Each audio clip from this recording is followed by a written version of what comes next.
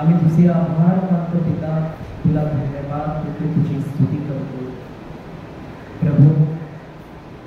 आज तू दिलेल्या प्रत्येक गोष्टीबद्दल आम्ही तुझे आभार मानतो आणि तुला धन्यवाद देतो। हे पवित्र आत्मा, उत्तम असं भोजन तू आम्हाला पुरवलं आहेस, उत्तम असं आत्मिक भोजन सुद्धा तू आम्हाला दिलेलं आहेस, म्हणून आम्ही तुझे आभार मानतो। हे प्रभू परमेश्वर पित्या, पवित्र आत्मा, जे काही तू आम्हाला शिकवत आहेस, जे तुझं ज्ञान, तुझं प्रेम, तुझा अनुभव तू आम्हाला देत आहेस, त्याबद्दल आम्ही तुला धन्यवाद देतो। हे आम्हा बाबा, पवित्र आत्मा, मी विश्वास करतो की या ठिकाणी तू आम्हाला शिकवत आहेस, तू आमच्या मुखाने बोलत आहेस, म्हणून मी तुला धन्यवाद देतो। आणि प्रत्येक बीज जे आमच्या अंतःकरणात पेरत आहे, ते आमच्या जमिनीची मशागत करून त्याला 100% फळ देत आहे, असा मी विश्वास करतो। हे आम्हा बाबा, ही प्रार्थना मी प्रभू येशूच्या नावाने करतो। आमेन, आमेन, आमेन। हालेलुया।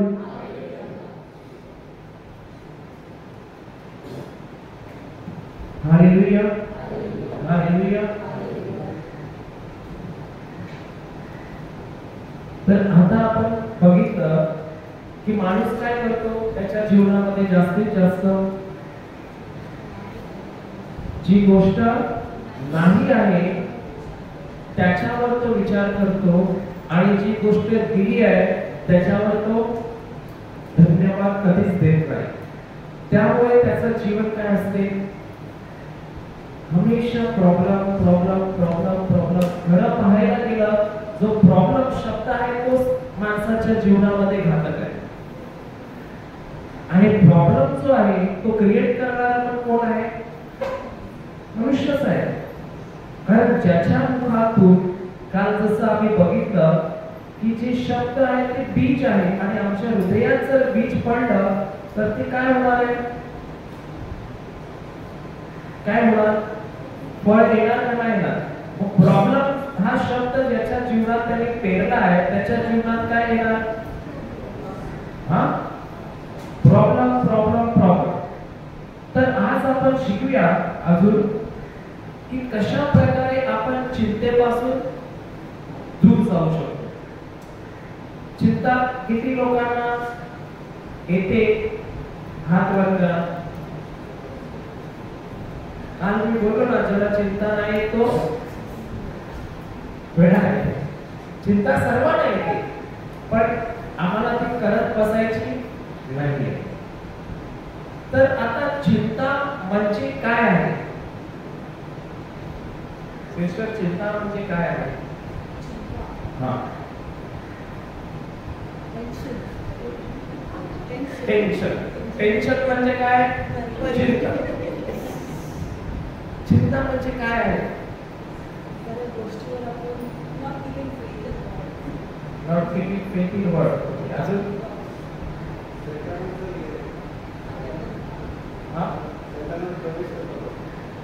अजून चिंता काय आहे, हा, इव्हिल स्पिरिट। ओके, अजून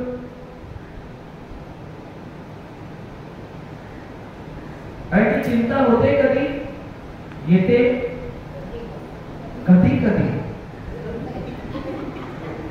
मुलगी बोलते, अरे प्रेज द लॉर्ड। तर चिंता जी आहे ती एक इव्हिल स्पिरिट आहे। काय आहे, चिंता एक दुष्ट आत्मा आहे। लिहून घ्या, चिंता एक दुष्ट आत्मा आहे।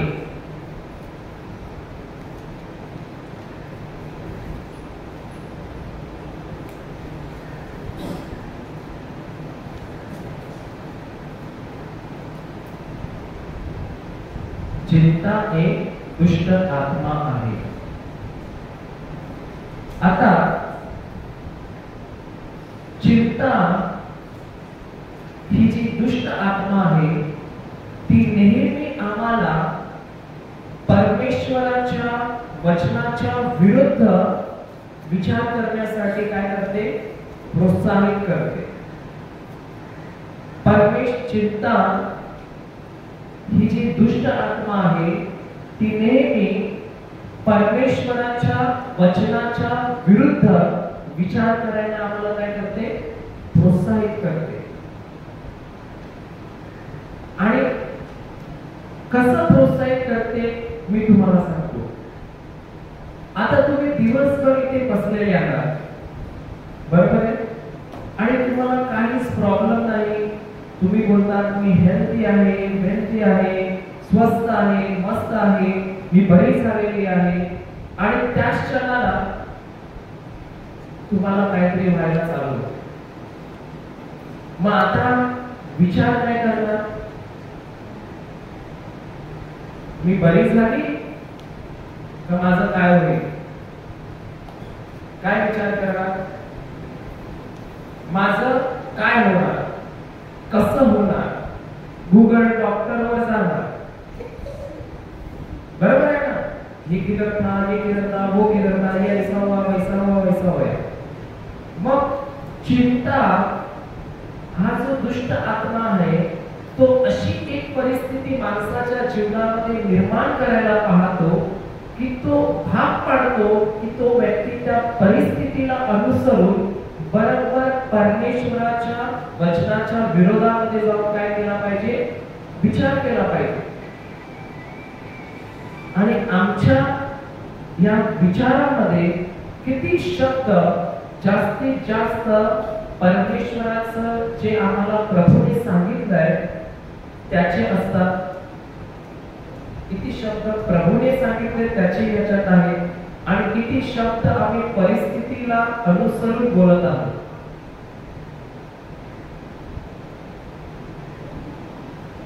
उदाहरण, आता समजा ही सिस्टर आहे, ही सांगते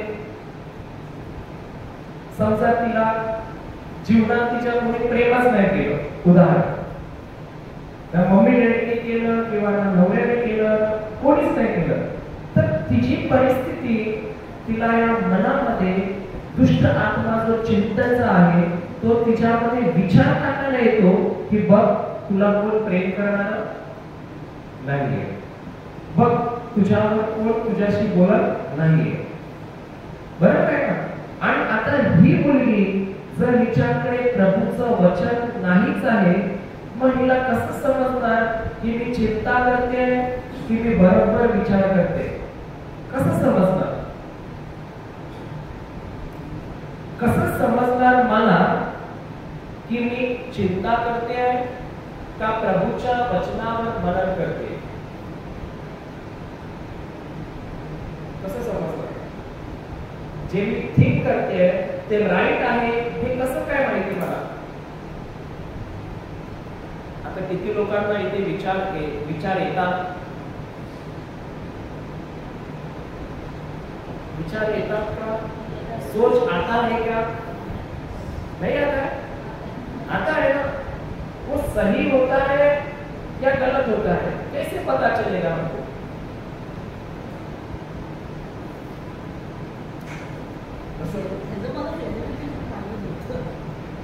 कसं माहिती की मला जी विचार मी करत आहे, जे माइंड मध्ये माझ्या फिरवत आहे ते बरोबर सत्य आहे? तीन प्रकार आहेत. एक आहे हकीकत, एक आहे सत्य आणि एक आहे खोटं. हा, आता हकीकत मी काय सांगतो बघा. आता मी किती उभा आहे, ती सिस्टर तुमच्या बाजूला बसली आहे का नाही, ती काय आहे? सत्य आहे का हकीकत आहे? हा सिस्टर, ती सत्य आहे का हकीकत आहे? हा सत्य आहे. पहिला हकीकत म्हणजे काय ते आपण समजून घेऊ. हकीकत ही क्षणाक्षणाला बदलत असते. हकीकत आहे ती क्षणाक्षणाला बदलत असते आणि या हकीकत मध्ये परिस्थिती बदलण्याची क्षमता नाही आहे, बरोबर? आणि जे सत्य आहे, सत्य म्हणजे काय आहे? उदाहरण, एखादी गोष्ट जी कधीही बदलू शकत नाही त्याला काय म्हणतात? सत्य. जर मी ती गोष्ट करायला जात आहे तर ती तशीच होणार आहे, ही बहीण करायला जात आहे तर ती तशीच होणार आहे. आणि जे सत्य आहे, जर जसं सत्य आहे का माझं शरीर पवित्र आत्म्याचं मंदिर आहे, तुमचं शरीर सुद्धा पवित्र आत्म्याचं मंदिर आहे, ती कितीही आम्ही बदलायला गेलो तरी ते बदलणार आहे का? नाही बदलू शकत. पण जी हकीकत आहे ती क्षणाक्षणाला काय होते? बदलत राहते. आता ही बहीण जी हिच्या बाजूला बसली आहे ती सत्य आहे का हकीकत आहे? हा, हकीकत म्हणजे काय? आता ती इथे बसली आहे, पुढच्या एका तासानंतर ती तिथे बसणार आहे का बदलणार आहे? बदलणार आहे. आणि हकीकत जी आहे ती नेहमी टेम्पररी असते, म्हणजे क्षणाक्षणाला ती काय होणार आहे? बदलते. आता तुमच्या बाजूला जी माणसं बसले ती हकीकत आहे का सत्य आहे? मग ते लोक टेम्पररी आहे का तसेच राहणार आहे? मग बोला बाजूला, तू टेम्पररी आहे, बरोबर आहे ना? कारण सत्य जे आहे ते कधीही बदलत नाही आणि सत्यामध्ये एवढं सामर्थ्य आहे की ते हकीकतला पण बदलून टाकू शकते. आणि जेव्हा सत्य घेऊन आम्ही चालतो तेव्हा कोणतीही हकीकत आमच्या जीवनात आम्हाला जर बदलायची आहे तर आम्हाला ते काय जातं? एकदम सोपं जातं. तर आम्हाला जे दिसत आहे, जे अनुभवत आहे ते हकीकत आहे. उदाहरण, आता सिस्टर तुमचा समजा हात दुखत आहे, ती हकीकत आहे का सत्य आहे? हा, मग सत्य काय आहे?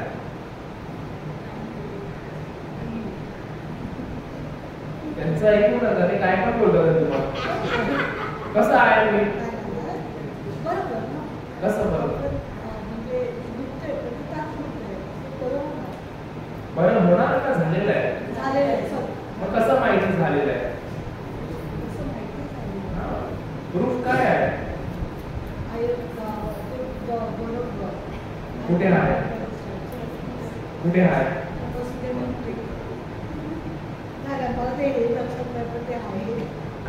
बरोबर आहे का? सिस्टर तिला मदत करते, बोलते बाबा ही माझी जागा आहे, बरोबर आहे. पण आम्हाला जर ओळखायचं आहे का आम्ही जे विचार करतो जे हकीकत आहे का सत्य आहे का खोटं आहे, तर माझ्याकडे महत्वाचं काय पाहिजे? जे सत्य काय आहे. आणि जे सत्य आहे ते कुठे लिहिलेलं आहे? परमेश्वराच्या वचनात, जे कधीही बदलत नाही. आता उदाहरण, मनुष्य जो आहे तो जास्तीत जास्त हकीकतवर मनन करतो का सत्यावर मनन करतो? हकीकत. आता समजा ह्या बहिणीला कोणीच घरातले प्रेम नाही करत, विचारत नाही, तर ती काय विचार करणार? माझ्यावर कोण प्रेमच नाही करत, मला कोण काय बघत पण नाही, माझ्याशी काय बोलत पण नाही. पण सत्य काय सांगते की कोणी तुझ्यावर प्रेम नाही केलं तरी परमेश्वराचं प्रेम तुझ्यावर सर्व काळ आहे. मग त्या सत्याला घेऊन आम्ही मान्य झालो आहे का ज्या चिंतेच्या आत्म्याने माझ्यामध्ये खोटं टाकलंय, हकीकत दाखवून एक खोटा विचार टाकलाय की तुझ्यावर कोणी प्रेम करत नाही, त्या विचाराला घेऊन मी आता मनन करत आहे की जे सत्य आहे की परमेश्वर तुझ्यावर प्रेम करतो त्याला घेऊन आता मी मनन करत आहे. जास्तीत जास्त कशावर आपण मनन चिंतन करतो? चिंता का सत्य? चिंता.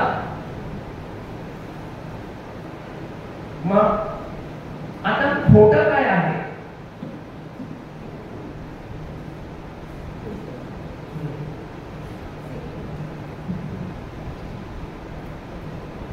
एक आहे हकीकत, एक आहे सत्य आणि एक आहे खोटं. तर खोटं काय आहे?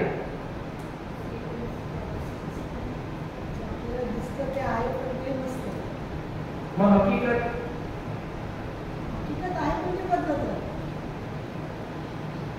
आता तुमचा हात दुखतोय काय, तर ते खोटं आहे का खरं आहे?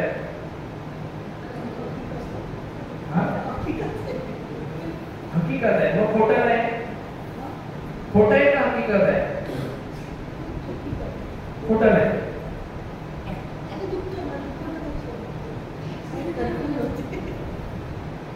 बघा, शैतान जो आहे ना, जेव्हा तो कोणत्या व्यक्तीवर आक्रमण करायचा आहे ना, तो दोन गोष्टी जास्त वापरतो. एक आहे हकीकत आणि त्या हकीकतला चिटकवतो खोटं. आता हकीकत काय आहे की तुमच्या घरातले कोणीही व्यक्ती तुमच्याशी नीट बोलत नाहीये, कोणीही तुम्हाला आवाज देत नाहीये. हे काय आहे? परिस्थिती आहे, ती हकीकत आहे. आणि ती तुम्हाला खरं पटवून देण्यासाठी तो एक विचार टाकतोय की तुझ्यावर कोणी प्रेम करत नाही. तो जो विचार आलाय, जो बरोबर परमेश्वराच्या वचनाच्या विरोधामध्ये आहे, तो आहे खोटं. मग आता कसं समजणार की मी जे विचार करते दिवस रात्र ते खरे आहे, ते सत्य आहे का खोटं आहे? कसं समजणार?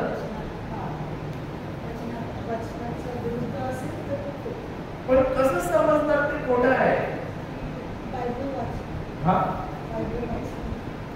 जेव्हा बायबल बोलणार, जेव्हा वचन वाचणार, जेव्हा सत्य माझ्याकडे असणार, तेव्हा त्या सत्याने मला समजणार की काय खोटं काय खरं. उदाहरण, तुम्ही कधी ज्वेलरीच्या दुकानात गेले? हा, तो काय करतो गोल्ड चेक करायला? त्याच्याकडे एक दगड असतो, त्याच्यावर काय करतो तो? घासतो. कशाला घासतो? चेक करायला, बरोबर आहे. आणि तो दगडच त्याच्याकडे नसला तर तो कशावर चेक करेल? हातावर घासतो. मग काय करणार? हा, कशावर घासतो? हातावर. हातच नसेल तर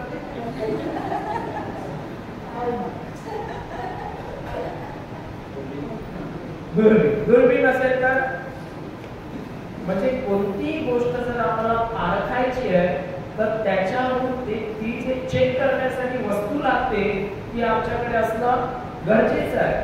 मग शैतान जे खोटं आमच्या जीवनात टाकतो ते जर आम्हाला बघायचंय खोटं आहे का सत्य आहे, तर त्याच्यासाठी आमच्याकडे वचन असणं काय आहे? गरजेचं आहे. आणि प्रभू स्वतः सांगतो, होशे अध्याय 4:6 काळा. होसेया 4:6.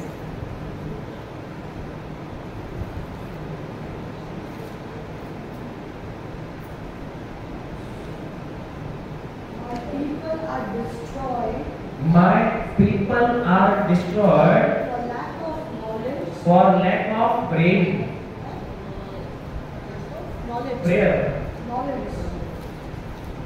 My people are destroyed lack of prayer. आम्हाला जास्त नॉलेज लागते का प्रेयर लागते? हा, दोन्ही लागते, पण जास्त काय आवडते? मी सांगतो तुम्हाला काय होते. मी पहिला रिट्रीटला जायचो ना, त्या ठिकाणी मला ना हिलिंग प्रेयर छान आवडायचे, पण वचन ऐकायला मला काय 2 तास झाला बडबड करतोय, कोण आहे हा? झोप यायला लागली. आरोग्यदायी प्रार्थना तरी चालू होते रे बाबा, बरोबर आहे. आपला पण फोकस जास्तीत जास्त नॉलेजवर असतो का हिलिंगवर असतो? हिलिंग. पण हिलिंग बघायला गेलं, प्रभू सांगतो हिलिंग जी येणार आहे ते कुठून येणार आहे? हा, नॉलेज मधून. नॉलेज आहे तरी काय होतं, जेव्हा बायबलचं नॉलेज आपण घेतो, ज्ञान घेतो, तेव्हा काय होतं? स्ट्रॉंग होतो. अजून काय होतं?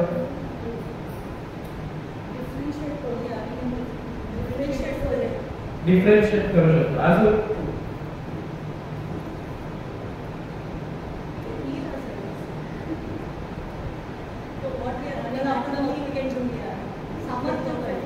समजलं. अजून अच्छा, लाईफ. ओके. अजून आपण एक वचन बघूया, 2 पीटर 1:3 वाचा. 2 पीटर 1:3 पेत्राचे दुसरे पत्र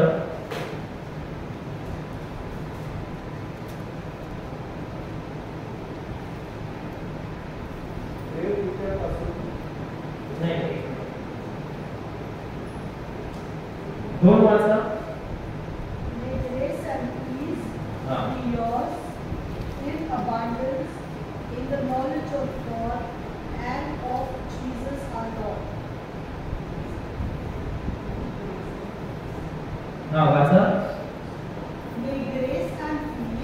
May grace and peace be yours in abundance in the knowledge of God and of Jesus our Lord. In Marathi वाचा.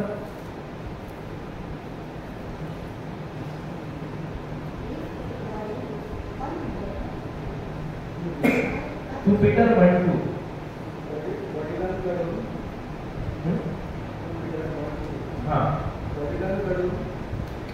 नहीं ते नहीं है. 2 Peter 1:2 है. चैप्टर 1 वर्स 2.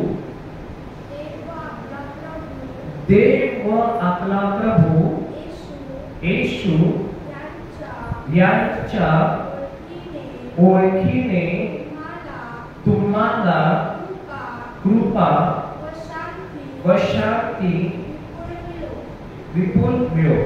कशी मिळो? कधी मिळो? कशाने माझ्या जीवनामध्ये कृपा जी आहे ती मल्टिप्लिकेशन होते. Knowledge of God. जेव्हा देवाचं नॉलेज, देवाचं ज्ञान, जेवढं त्याचं वचनाचं ज्ञान आम्ही घेत आहोत, नॉलेज घेत आहोत, तेवढंच आमच्या जीवनामध्ये ग्रेस अँड पीस जे आहे ते मल्टिप्लाय होते. आणि आम्हाला जर चांगलं जीवन जगायचं आहे तरी पण आम्हाला कशाची गरज आहे?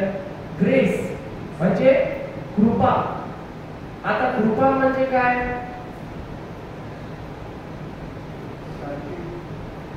नाही, शांती वेगळं. कृपा म्हणजे काय? मर्सी नाही. नाही.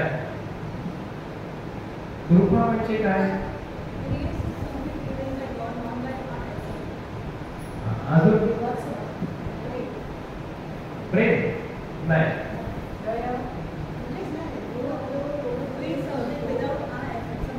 ऐका, तुम्ही स्कूलला गेले, किती लोक स्कूलला गेले तिथे? गेले का नाही गेले? आता स्कूलला आम्हाला 100 आउट ऑफ किती मार्क्सला पास असते? 35. आणि आम्हाला 33 भेटले तर टीचर आम्हाला 2 मार्क देणार काय? देते. पण त्याला काय म्हणतात? Grace marks.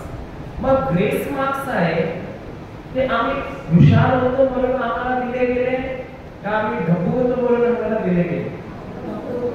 ढबू होतो म्हणून. मग देवाच्या राज्यामध्ये जी कृपा आहे ती प्रभू जे कमजोर आहे त्यांना देतो का जे हुशार आहे त्यांना देतो? मग आता तुम्ही कोण आहात? कमजोर होतो, पण जेव्हा आम्हाला देवाची कृपा भेटते तेव्हा आम्ही काय म्हणतो? बलवान बनतो. बरोबर आहे? आता टीचर जेव्हा 2 मार्क कमी भेटतात तेव्हा आम्हाला काय केलं पाहिजे? त्याची शिक्षा केली पाहिजे का 2 मार्क जास्त दिले पाहिजे? हा, जास्त दिले पाहिजे, शिक्षा केली पाहिजे.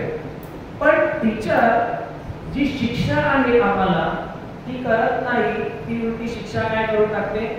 कॅन्सल करते. कारण ती आमच्यावर प्रेम करते आणि आमच्यावर दया करते. तर दया आणि मर्सी म्हणजे काय की जे आम्ही केलेलं आहे, जे आम्हाला मिळण्याची आमची लायकी आहे, पण आम्हाला ते टीचर देत नाही, तर ते आमच्या जीवनातून ती कॅन्सल करते. तशाच प्रकारे दया म्हणजे आम्ही जी चुकीची कामं केली त्या चुकीच्या कामाचं फळ काय शिक्षा होती का नव्हती? होती. आणि ती शिक्षा प्रभूने आता काय केली? कॅन्सल केली, त्याच्या मुलावर टाकली. आणि त्यालाच म्हणतात आमच्यावर त्यांनी काय केली? दया, मर्सी. मग कृपा म्हणजे काय? ती टीचरने आम्हाला शिक्षा तर केली नाही, पण त्याच्या बदल्यात उलट आम्हाला प्रेमाखातर ती अजून 2 मार्क देते, जेणेकरून आम्ही काय करणार? पुढे जाणार. बरोबर आहे? तर कृपा म्हणजे काय की आमची लायकी नसताना परमेश्वर त्याचं सामर्थ्य आम्हाला देतो, त्याचा अभिषेक आम्हाला देतो की आम्ही या पृथ्वीवर परमेश्वरासारखं महान महान कार्य करावं. बरोबर आहे?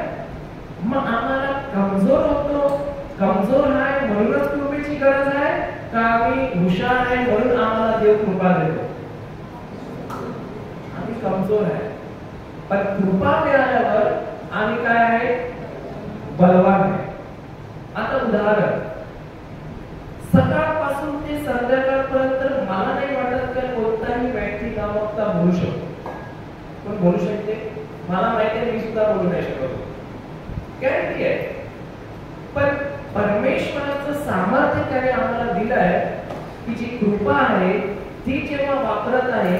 आता आम्हाला माहिती की आमच्या शक्तीने आम्ही बोलू शकत नाही आहे, पण प्रभूला बोलतो तुझी कृपा जी तुझ्या वचनामध्ये तुझं नॉलेज जे आम्हाला दिलंय ते नॉलेज जेव्हा आम्ही वापरत आहोत. आता आम्ही 1 तास काय 10 तास बोललो तरी आम्हाला काय फरक पडणार नाही, कारण बोलणारे आम्ही नाही, आता पवित्र आत्मा. बरोबर आहे? कारण जर 40 मिनिटं जरी कोणाला बोलायचं त्याला काय पाहिजे? पाहिजे का नाही? पण आम्हाला ही आमची शक्ती नाही, तर ही शक्ती कोणाची आहे? प्रभूची शक्ती आहे. आता मला जर त्यांनी कमजोर असताना त्याचं सामर्थ्य दिलं, आता माझी लायकी होती का? नव्हती. पण त्याच्या प्रेमाखातर त्यांनी लायकी न बघता त्याचं सामर्थ्य आम्हाला दया केली आणि त्याचं सामर्थ्य दिलं, त्याची शक्ती दिली की हे माझं सामर्थ्य घ्या आणि आता तुम्ही जाऊ माझ्यासाठी कार्य करा. तुमचं जीवन बदला. आता उदाहरण देतो. एक माणसाला कर्ज आहे, तर तो शक्तिशाली आहे भरण्यास का आता कमजोर आहे? तो कष्ट करणार आणि ते भरणार. बरोबर आहे? प्रभू सांगतो की त्याच्यासाठी माझ्याकडे तुझ्यासाठी कृपा आहे की जे तुझ्याकडे आहे ते तू दे लोकांना, तुझं कर्ज भरलं जाईल. काय करेल माणूस? कृपा वापरेल की जास्त स्वतःची शक्ती वापरेल?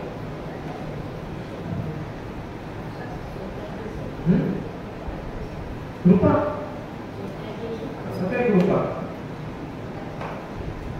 उदाहरण, आता सिस्टर तुमचं उदाहरण समजा, तुम्हाला भरपूर कर्ज आहे आणि तुम्ही विचार करता कशा प्रकारे कर्ज भरता? मेहनत करावी लागेल, कष्ट करावं लागेल. आणि प्रभू म्हणतो काही घाबरू नको, मी तुला माझी कृपा देतो. आजपासून जे पण तू तुझ्याकडे आहे ना ते पण तू गरिबांना देऊन टाक, तुझं कर्ज फिटेल. मग काय करायचं?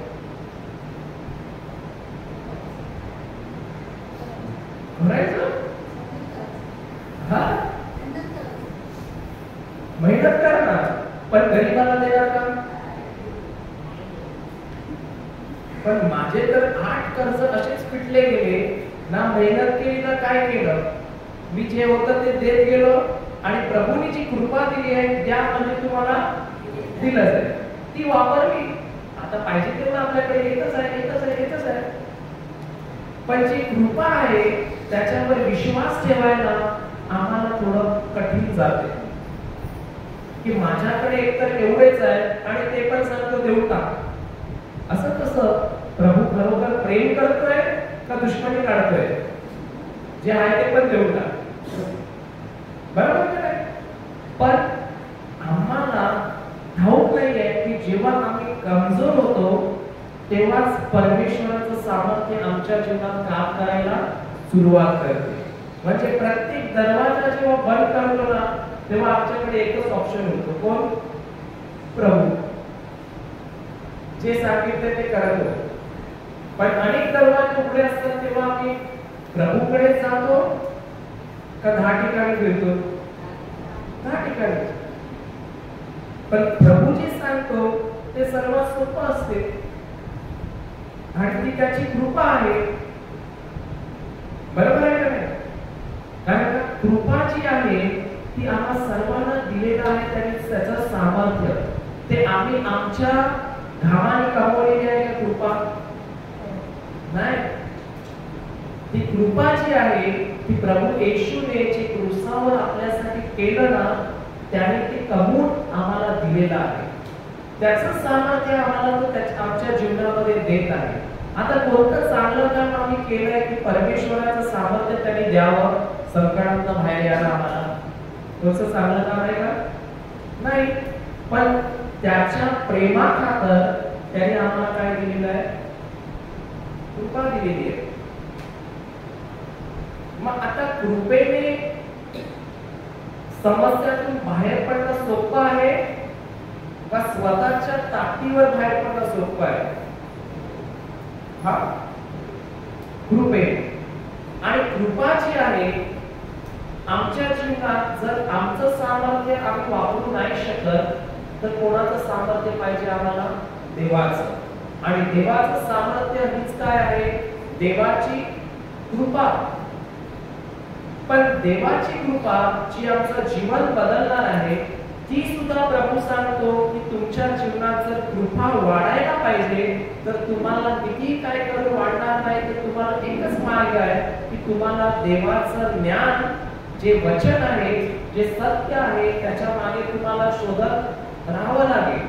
आणि जेवढं तुम्ही सत्य शोधताय जेवढं तुमच्या जीवनात सत्य तुम्ही शोधत आहात ओळख होत आहे तेवढंच तुमच्या जीवनात कृपा काय होत आहे? दिवस रात्र मल्टीप्लाय होत आहे.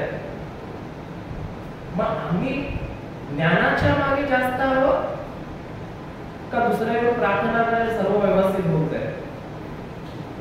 असं होईल का कधी? कधीच नाही होत. मग कृपा म्हणजे काय सांगा? लिहिलं नाही तुम्ही? लिहिलं ना? मराठीत सांगतो. कृपा म्हणजे आमची लायकी नसताना सुद्धा ग्रेस.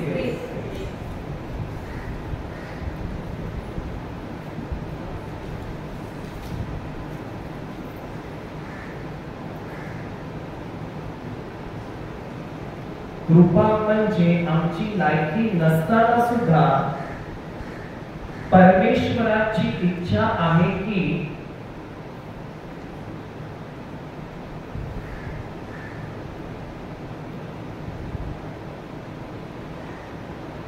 त्याचं सामर्थ्य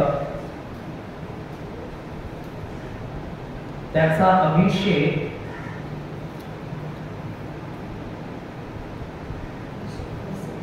anointing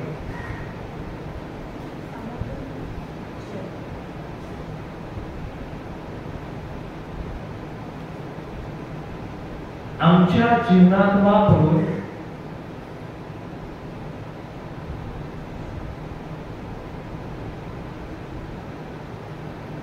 आम्ही या पृथ्वीवर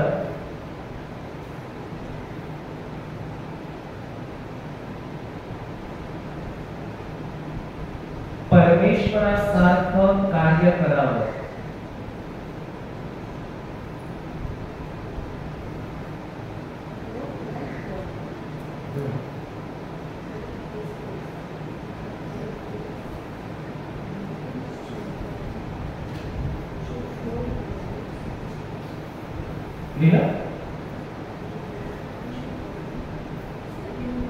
मग आम्हाला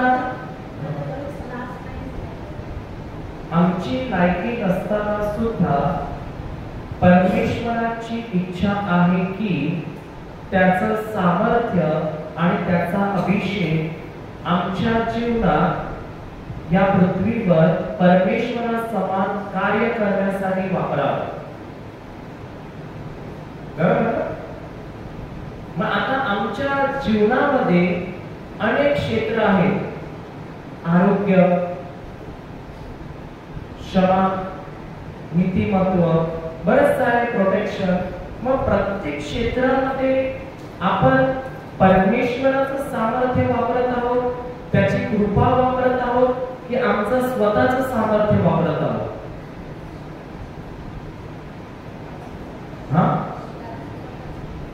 स्वतःच.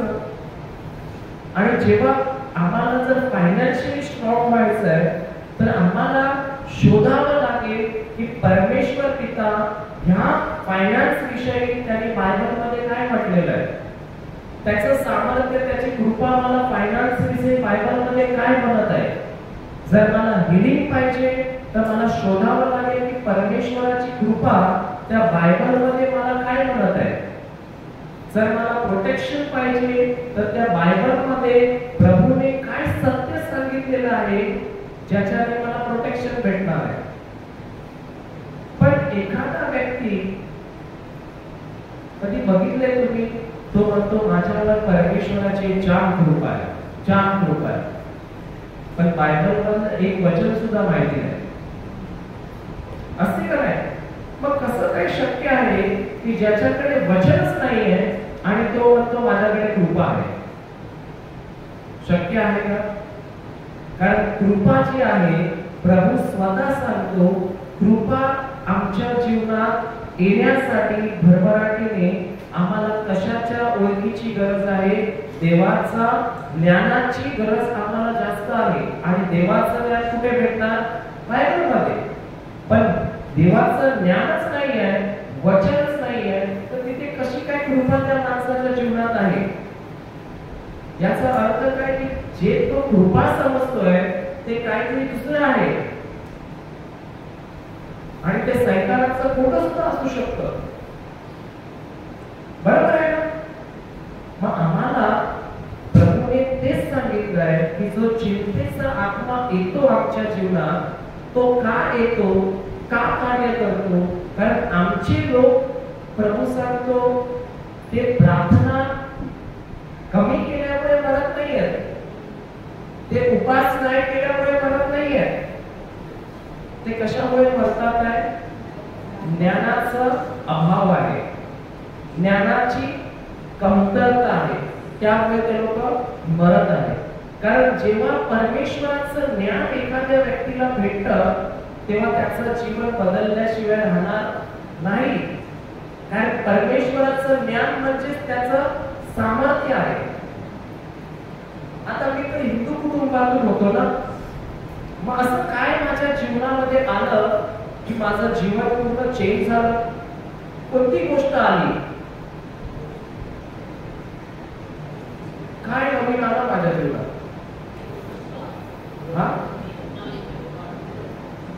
देवाचं वचन. मग माझं जीवन जेव्हा देवाचं वचन रात्रंदिवस मी घेत आहे तर माझ्यामध्ये जी कृपा आहे ती काय होत आहे? दिवसेंदिवस मल्टिप्लाय होत आहे. मग किती लोक आहेत ज्यांना देवाच्या कृपेची इथे गरज आहे? कोणच नाही. कारण आम्ही आमच्या शक्तीने काही करू शकत नाही. पण जेव्हा आम्हाला परमेश्वराचं सामर्थ्य भेटतं, त्याची कृपा भेटते, कारण तो आमच्यावर प्रेम करतो आणि त्या कृपेने आम्हाला जे इम्पॉसिबल आहे ते आमच्याकडनं परमेश्वर पॉसिबल करून घेतो. बरोबर आहे का नाही? मग जर तुमच्या जीवनात तुम्हाला ज्या परिस्थितीमधून बाहेर पडायचं आहे, त्याच्यासाठी तुमची शक्ती जर काम नाही करत आहे, तुम्हाला काय वापरावं लागणार आहे? कोणाचं सामर्थ्य? आपलं तर परमेश्वराचं. आणि परमेश्वराचं सामर्थ्य म्हणजे काय? कृपा. आणि कृपा आम्हाला जर पाहिजे आहे, उदाहरण देतो तुम्हाला. संडेला चिकन किती लोक खातात? आणि ते तुम्ही पण संडेला खातात ना? कंपल्सरी कंपल्सरी आहे ना ते? हा वचन आहे ना? संडेला चिकन मांस आहे, पण चिकन किती लोक कंपल्सरी? अरे संडे रात आम्ही तो चिकन चाहिए ना, असं असते काय काय लोकांचं. संडे मतलब चिकन और मटन. लाल तारीख है, उधर कैलेंडर में जो लाल तारीख है ना, वो लाल मतलब खून पीने का है. बरोबर ना? मंडेला चिकन खाल्लं तर काय प्रॉब्लेम आहे? नाही. आता ज्या माणसाला संडेला चिकन बनवायचं आहे, खायचं आहे, तो कुठे जाईल सकाळी पहिला?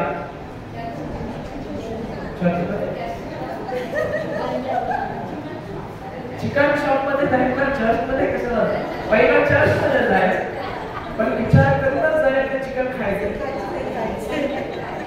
मिसामध्ये काय बोलणार आहे त्याचं काय पडलेलं नाही आहे. गॉस्पल काय मला माहिती नाही. मला एवढं माहिती आहे, घरी जाताना चिकन मिळेल. आणि त्या मिसामध्ये पण काही माणसं विचार करतात, मिसाला फादर लेट करतात आहे, दुकानामध्ये गर्दी तर नाही होणार? 40 मिनिटाचा वर झाला तर फादरांना पॉइंट करतो, फादर लेट का झाला? बरोबर आहे का नाही? पण असं कधी होते का की फादराला 1-2 किलो चिकन देतो का जाऊ तुम्ही खा? असं स्वतःच पहिला बघायचं कोण आहे. जॉयल देणार आहे चिकन, जॉयल नाही का चिकन. मग आम्हाला चिकन खायचं तर कुठे जायला लागेल?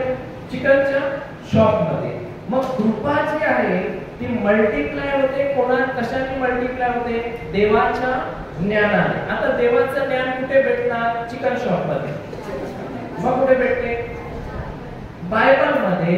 जिथे कुठे वचन सांगितलं जात आहे तिथे आम्हाला देवाचं ज्ञान भेटते. आणि जसं आम्हाला ज्ञान भेटते तसं आमच्या जीवनात कृपा काय होत जाते? मल्टिप्लाय होत जाते. आणि जेव्हा त्या कृपेवर आम्ही विश्वास ठेवतो त्या क्षणाला आमचं जीवन काय होते? बदलते. मग विचार करा, एक व्यक्ती त्याचं जीवन पूर्ण खराब झालेलं आहे आणि तो एक व्यक्ती फक्त 1 महिना बायबल मध्येच काय आहे शोधतो, प्रभू काय सांगतोय ते बघतो, दिवस रात्र तो प्रवचनच ऐकतो, वचनच ऐकतो. 1 महिन्यानंतर याचं जीवन काय असणार? चेंज असणार. मग अनेक लोक जे त्रासात असतात, प्रभू काय सांगतो? का त्रासात आहे? कारण काय? ज्ञान नाही आहे. आणि काही व्यक्ती असे पण असतात ते म्हणतात हे वाचून काय होणार आहे, एवढं मोठं पुस्तक कोणाला वाचायला काय? पण ते प्रभूच्या फायद्याचं आहे का माझ्या फायद्याचं आहे? तुमच्या फायद्याचं आहे. आणि मी तर म्हणतो मला तर दुसरं काही आवडतच नाही, एकच आवडतं. लोक पण तेच बोलतात, त्याच्याकडे जाऊन पासून फायदा काय? हा वचनच सांगतो. बरोबर आहे? मग जर वचन सांगतो तर मी का वचन सांगतो? माझ्या फायद्यासाठी सांगत आहे का दुसऱ्याच्या फायद्यासाठी सांगत आहे? दुसऱ्याच्या. कारण जेवढं दुसऱ्याला आम्ही सत्य सांगत आहोत त्याच्यामधलं जे खोटं चिंतेच्या आत्म्याने टाकलेलं आहे आणि तो रात्रंदिवस त्या खोट्यावर विचार करत आहे, तसं जेव्हा सत्य जात आहे त्या खोटं बाजूला होत आहे आणि सत्य तिथे काम करत आहे. बरोबर आहे का नाही? आता उदाहरण देतो. सिस्टर, समजा तुम्हाला मी कॉल करून सांगितलं रात्री उद्या तुमचं दुबईचं फ्लाइट आहे, तिकीट आलेलं आहे, सकाळी 9ला फ्लाइट आहे, रात्री काय कराल तुम्ही? पॅकिंग करा. कोणी करायला सांगितली? मी तर फक्त फ्लाइट आहे बोललो ना, पॅकिंग कोणी करायला सांगितली? कारण जे वर्ड तुम्ही ऐकला, जे नॉलेज तुम्ही घेतलं, त्याच्यावर तुम्ही बिलीव्ह केलं, म्हणजे तुम्ही ऍक्ट करायला तुम्हाला भाग झालं, कारण तुम्ही त्याच्यावर विश्वास ठेवला. तसंच भले आम्ही इथे बसलो आहोत, ऐकत आहोत, पण अचानक आम्हाला सुद्धा कळत नाही की आमचं जे बिलीफ सिस्टम आहे, जे आम्ही जुन्या गोष्टीवर विश्वास ठेवत होतो, आता अचानक आम्ही जेव्हा ज्ञान भेटू लागलं, आता आम्ही आलो नवीन जे सत्य आहे त्याच्यावर आम्ही विश्वास ठेवायला लागलो. बरोबर का नाही? आता मी उदाहरण देतो. काल आम्ही शिकलो की शब्द आम्हाला कुठेतरी काय करायला पाहिजे, जपून वापरायचे. बरोबर? मग काल अचानक तुम्ही घरी गेल्यावर तुम्ही कुठेतरी तुम्हाला आठवलं असेल, मला शब्द आता ना कंट्रोल करायचा आहे, मला पुढे जीभ कुठेतरी कंट्रोल करायला. तुम्ही विचार पण केला असेल, काय मी काय खरोखर शब्द बोलते, मला असं आता असंच नाही राहायचं, तर मला पुढे जाऊन जीवन बदलायचंय. मी थोडी सांगितलं करायला तुम्हाला विचार, मग तुम्ही का केला? कारण जे ज्ञान तुम्हाला भेटलं, तुमचं बॉडी सिस्टम जे आहे ते डायरेक्ट त्याच्यावर बिलीव्ह करते, आणि तुमचं जे जुनं ऍक्शन होतं ते आता नवीन ऍक्शन आलं, आणि जे नवीन कृती तुमची आहे ती आता तुमच्या शक्तीवर नसेल, तर ती कोणाच्या सामर्थ्यावर आहे? देवाच्या सामर्थ्यावर आहे. आणि खरं पाहायला गेलं तर इकडे सुद्धा एवढा वेळ एका जागेवर बसणं आपल्या शक्तीचं काम नाहीये, पण परमेश्वराने आपल्याला सामर्थ्य दिलंय, म्हणून आम्ही इथे वचन ऐकायला बसू शकतो. मग चिंता म्हणजे काय? की आमच्या जीवनात जे काही आम्हाला हकीकत आहे ती आम्हाला दिसते, शैतान दाखवतो, आणि त्या हकीकत बरोबर एक व्हॉइस पण येतो, आणि तो व्हॉइस बरोबर ते शब्द देवाच्या वचन जे सत्य आहे बरोबर त्याच्या विरोधामध्ये असतात. आणि आम्हाला समजत सुद्धा नाही का कधी आम्ही चुकीच्या विचारांवर मनन करायला सुरू केलंय, आणि चुकीच्या विचारावर जेव्हा चिंता करणार, त्या माणसाचं जीवन बदलणार का जे आहे ते पण बिघडणार. हा, जे आहे ते पण बिघडणार. मग आमच्यामध्ये जर सत्य असायला पाहिजे, आमच्यामध्ये जर चिंता नको आहे, तर जास्तीत जास्त आम्हाला काय ठेवावं लागेल आमच्यामध्ये? सत्य. कारण सत्यानेच तुम्ही पारखू शकता प्रत्येक शब्द की तो खरा आहे, ते सत्य आहे का खोटा आहे. आता जसं एखाद्या व्यक्तीचा पाय दुखला तर तो बोलतो पाय दुखतो, पण पाय दुखतो ही हकीकत आहे, खोटा आहे का सत्य आहे? काय आहे सिस्टर? हकीकत. पाय दुखत आहे ही हकीकत आहे, आणि ती हकीकत आम्हाला दाखवतो सैतान, आणि त्या हकीकत बरोबर आम्हाला एक खोटा विचार टाकतो की तू आजारी आहेस. बरोबर आहे? आणि तू आजारी आहेस हा जेव्हा विचार असतो, आता मी त्या हकीकतला बघून खोटा विचार जो सैतानाने दिलाय, जो चिंतेच्या आत्म्याने दिलाय, आता आम्ही मनन कशावर करतो? आजारी आजारी आजारी. मग फळ काय ना थोड्या दिवसांनी आजारी. मग आता आम्हाला सत्य काय आहे ते ह्याच्याविषयी जेव्हा आम्ही शिकणार, तेव्हा आम्ही त्या हकीकतवर विश्वास ठेवणार, हकीकत बोलणार का, हकीकतवर मनन करणार का, की सत्यावर करणार? सत्यावर करणार का? सत्य काय आहे बायबलमध्ये? जर कोण आजारी आहे त्याच्यावर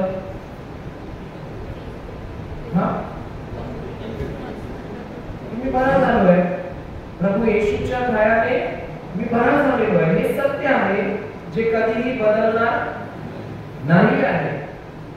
कारण जे आमच्यामध्ये आजार दिसतात सैतान दाखवतो, तो का दाखवतो की जेणेकरून तुम्ही त्याच्यावर विश्वास ठेवावा आणि शब्द बोलावा, जे त्यांनी खोटा शब्द तुमच्या डोक्यामध्ये टाकलेला आहे. पण आम्हाला कितीही काय झालं तरी हकीकतवर विश्वास ठेवायचा आहे, खोट्यावर विश्वास ठेवायचा आहे, का सत्य घेऊन चालायचं आहे. आणि सत्यामध्ये सामर्थ्य आहे की ते हकीकतला काय करू शकते, बदलू शकते. सामर्थ्य म्हणजे काय? पावर. पावर म्हणजे काय? सामर्थ्य. सामर्थ्य म्हणजे त्याच्यामध्ये अशी शक्ती आहे जे कोणतेही सिच्युएशन चेंज करू शकते. आता हा पंखा चाललाय का नाही? हा बंद आहे. कोण चालवतंय याला? हा? कोण? मोटर? आता समजा मी लाईट बंद केली तर मोटर आहे ना त्याच्यात, मग तो चालेल का? इलेक्ट्रिसिटी. मग इलेक्ट्रिसिटी जे आहे, जर समजा इलेक्ट्रिसिटी हे पण एक पॉवर आहे, एक सामर्थ्य आहे. का सामर्थ्य आहे? कारण इलेक्ट्रिसिटी जी आहे, हा बंद पंखाची सिच्युएशन आहे, जेव्हा ती इलेक्ट्रिसिटी तिथे जात आहे तेव्हा त्या बंदला काय करत आहे, म्हणजे सिच्युएशन काय करते, चेंज करून टाकत आहे. तर आमच्या जीवनात पण परिस्थिती हकीकत काहीही असो, जे परमेश्वराचं सत्य आहे, जे प्रभूचं वचन त्यांनी आम्हाला त्याचं सामर्थ्य दिलेलं आहे, ते जेव्हा आमच्या जीवनामध्ये आम्ही वापरायला चालू करतो, त्याच्यावर मनन करतो, तेव्हा परिस्थिती कोणतीही असो, ते सत्य आहे, त्याच्यात तेवढं सामर्थ्य आहे की ते जाऊन त्या परिस्थितीला काय करणार आहे, चेंज करून टाकणार आहे. मग आम्हाला काय करायला लागेल आता? चिंता नको आहे, प्रॉब्लेम सॉल्व्ह झाले पाहिजे, सर्व काही चांगलं पाहिजे, तर आम्ही आमच्या शक्तीने करू शकत नाही. मग आम्हाला कशाची गरज लागणार आहे? कृपा. आणि कृपा कशाने भेटते? Knowledge of word of God. बरोबर आहे. आता knowledge of word of God कुठे भेटणार? बायबल मध्ये. मग जास्तीत जास्त आम्हाला वेळ कशात घालावा लागेल प्रॉब्लेम सॉल्व्ह होण्यासाठी? बायबल. पण किती माणसं बायबल मध्ये उत्तर शोधतात प्रॉब्लेमचं आणि किती माणसं स्वतः सॉल्व्ह करायला जातात? आपण जास्तीत जास्त काय करतो?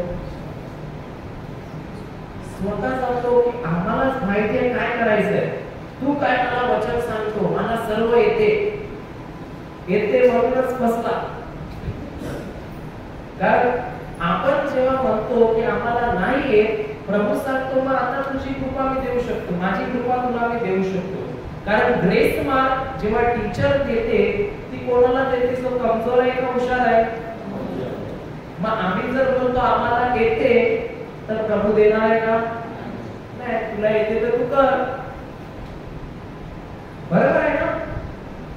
मग चिंता म्हणजे काय की बरोबर तो दुष्ट आत्मा आम्हाला एक हकीकत दाखवतो, अशी एक परिस्थिती दाखवतो जी आम्हाला डोळ्याने दिसत आहे, अनुभव करत आहे, आम्ही पाहत आहोत, आम्ही त्याला ऐकत आहोत, आणि त्या परिस्थिती बरोबर तो एक खोटा विचार चिपकून देतो, जो आमच्या डोक्यात येतो, आणि आम्ही त्याच्यावर काय करत बसतो?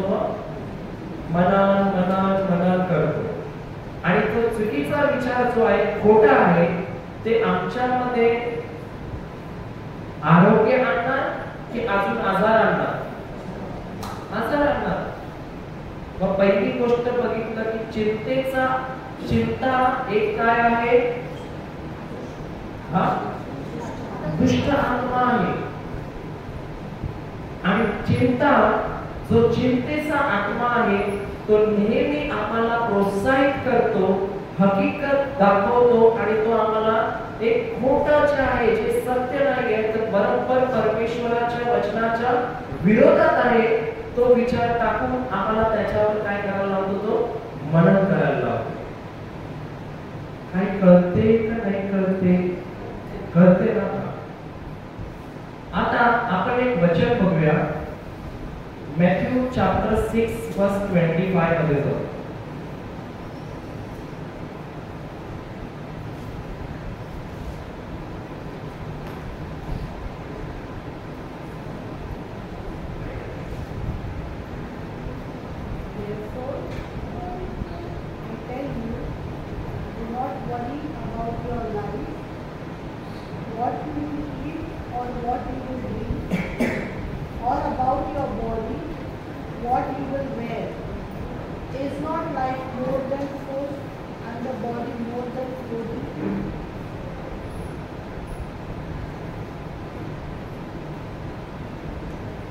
मराठीत वाचा. म्हणून मी तुम्हाला सांगतो की तुम्ही आपल्या जीवनाविषयी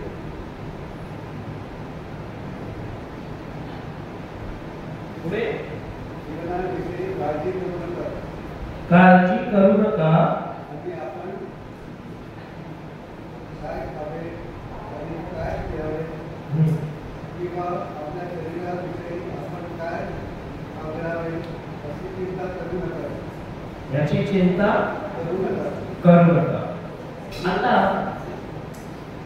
चिंता आमच्यामध्ये जो फेथ आहे, जो विश्वास आहे, तो काय करतो, पूर्णपणे नष्ट करून टाकतो. विश्वास कसा येतो आमच्यामध्ये? विश्वास येतो का नाही? कसा येतो आमच्यामध्ये विश्वास?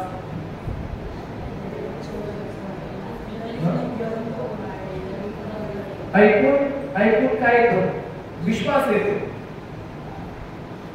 आता देवाचं वचन जे सत्य आहे ते ऐकल्यामुळे काय येतो?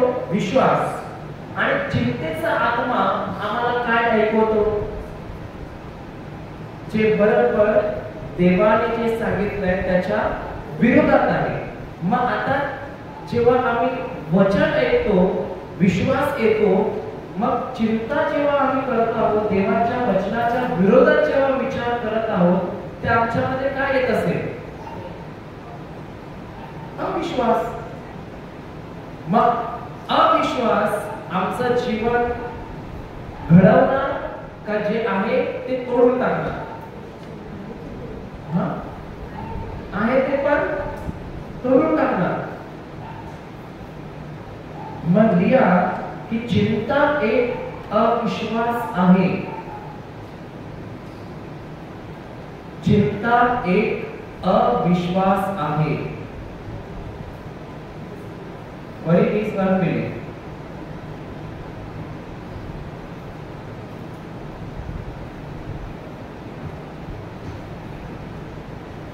आता एक उदाहरण देतो. जर समजा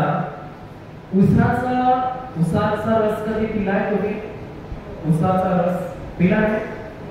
मशीन बघितली त्याची, त्याच्यामध्ये काय टाकतात ते लोक? ऊस टाकतात. मग जसा ऊस टाकतात लगेच खाली जो ग्लास असतो तो भरतो का नाही? लगेच असेल आणि लगेच भरून जातो. मग काय होतं? डॉट डॉट डॉट नंतर हळूहळू फास्ट होतं आणि हळूहळू तो ग्लास काय होतो? भरतो. तसंच जेव्हा आम्ही हा चिंता जो दुष्ट आत्मा जो आम्हाला भाग पाडतो देवाच्या वचनाच्या विरोधामध्ये विचार करण्यासाठी, आणि तो विचार जेव्हा आम्ही या डोक्यामध्ये जी उसाची मशीन आहे आणि आमच्या हृदयामध्ये एक ग्लास ठेवलेला आहे, आणि जेव्हा आम्ही तो ऊस जो चिंतेचा विचार आहे, जो देवाच्या वचनाच्या विरोधात आहे, तो घेऊन याच्यामध्ये जेव्हा आम्ही मशीन मध्ये घालतो, त्याच्यानंतर हळूहळू आतमध्ये काय जमा होतो? अनबिलीफ. काय जमा होतो? अविश्वास. आणि हा अविश्वास आता तुम्हाला नाश करण्यासाठी भरपूर आहे. आपण सांगतो की आमचा नाश आम्ही प्रेयर कमी केल्यामुळे का उपवास न केल्यामुळे होत नाहीये. आमचा नाश यासाठी होत आहे की आम्ही सत्य शोधत नाही आणि सत्य जे कधी बदलत नाही त्याला जर आम्ही पकडून राहणार ना तर कोणी येऊ दे आम्हाला काही त्रास होऊ शकत नाही आणि आमच्यामध्ये खोटं येऊ शकतच नाही. का येणार? कारण आमच्यामध्ये सत्य आहे तर खोटं येण्यासाठी वेळ आहे का, जागा आहे का? नाही. मग त्याच प्रकारे जेव्हा आम्ही ही उसाची मशीन आहे, हा ग्लास आहे, ह्याच्यामध्ये कारलं घुसवलं तर ज्यूस कसला असणार आतमध्ये? हा, कारल्याचा. मग तोंडातून बाहेर पण काय येणार? कारला. बरोबर आहे ना? मग कसं काय समजणार की एखाद्याच्या हृदयामध्ये कारल्याचा ज्यूस भरलाय का उसाचा ज्यूस भरलाय? कारल्याचा ज्यूस म्हणजे अविश्वास, उसाचा ज्यूस म्हणजे विश्वास. आणि उसाचा ज्यूस त्याच्या हृदयात भरलेला आहे जो कशाविषयी विचार करतोय? देवाचं वचन आणि सत्य. भले हकीकत परिस्थिती काही चुकीची दाखवो तरी पण तो व्यक्ती जे सत्य आहे त्यालाच पकडून तो गोल गोल फिरवत आहे आणि त्याच्यावरच तो काय करत आहे? मनन करत आहे. मग आता एक उदाहरण देतो. आता काही लोक बोलतात की आम्ही गोरे दिसतो, आमचे केस असे आहेत, आमचं डोकं असं आहे, आमचं नाक मोठं आहे. बोलतात का नाही? आम्ही काळे दिसतो, आम्ही जाडे दिसतो, आम्ही बारीक दिसतो, बोलतात ना. आणि काही लोक त्याला घेऊन टेन्शन करत बसतात. मी लोकांमध्ये जाईल तर लोक मला काय बोलणार, लोक माझ्याकडे काय म्हणून बघत असतील. काही लोकांना माणसामध्ये गेल्यावर जेवायला तर काय वाटते? लाज वाटते की मी 4 लोकांमध्ये कसं बसू. ते एक अनकम्फर्टेबल फील करतात. का फील करतात ते? प्रभू तर सांगतो की मी तुला माझ्या हाताने बनवलेलं आहे. मी तुला कसं बनवलेलं आहे? माझ्या हाताने बनवलेलं आहे. मग प्रभू बनवायला मिस्टेक करतो का? नाही करत.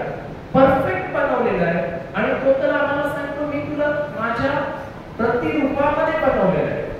पण आम्ही देवाला ह्या गोष्टीबद्दल धन्यवाद देतो का? जेव्हा आम्ही माणसांमध्ये जातो तेव्हा की धन्यवाद प्रभू, तू मला तुझ्या प्रतिरूपात बनवलेलं आहे, हा धन्यवाद देतो का? लोक माझ्याकडे बघतात आहे, ते बघतील माझ्याकडे, ते मला काय बोलतील ह्याच्यावर जास्त विचार करतो. मी कशी दिसते. आणि खरं पाहायला गेलं तर लोकांना काय आमच्याकडे बघायला टाइम आहे? त्याला काय काम नाही. बरोबर का नाही? कोण कोणाला बघत आहे? तो आपल्याला सैतानाने खोटा लागतो की तुला लोक बघत आहे, तू बरोबर दिसत नाही, तू अशी दिसते, तू तशी दिसते. मला पण पहिलं वाटायचं. बरोबर आहे? नंतर काय प्रॉब्लेम नाही. येशूने सांगितलं मी तुला परफेक्ट बनवलेलं आहे, माझ्या हाताने तुला बनवलेलं आहे. आता एक उदाहरण देतो तुम्हाला. एक वचन आहे इफिशियन्स चॅप्टर 2 वर्स 10 वाचा.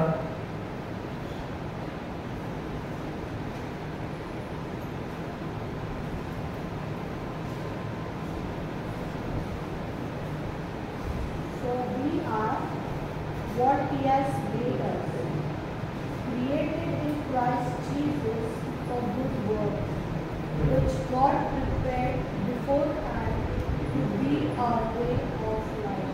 मराठीमध्ये वाचा. यासाठी की आता मंडळीद्वारे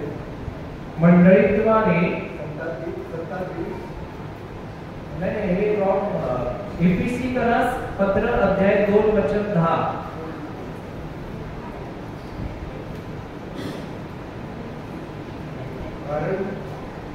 कारण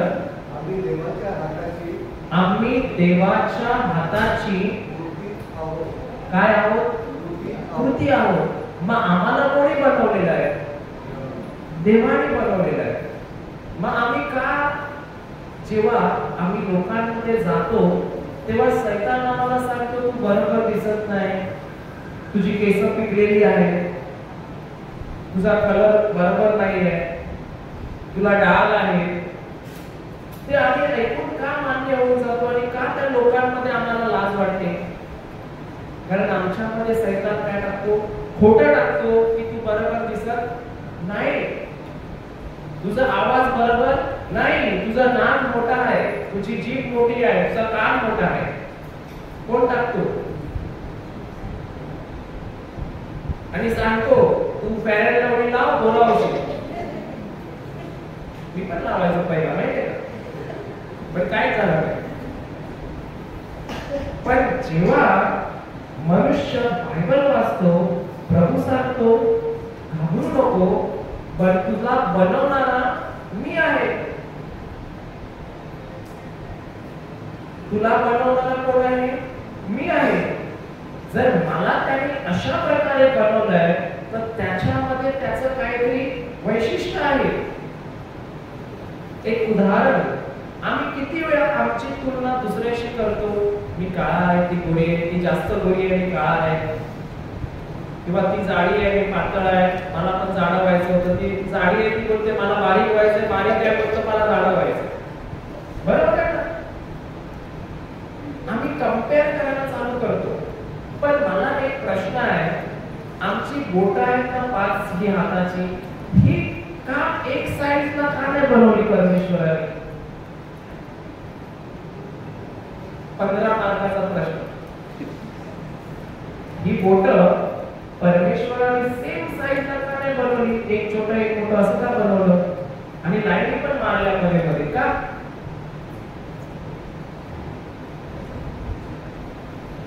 म्हणजे हसबंड अंगठी दे, ती एक ह्याच्यात घाल, एक ह्याच्यात घाल, एक ह्याच्यात घाल, एक ह्याच्यात घाल, अशासाठी का? मग कारण त्याला ठाऊक होतं की हे बनवण्याचं काहीतरी रहस्य आहे. जरी एकत्र असतील तर मनुष्य काम करू शकत असताना बरोबर नाही.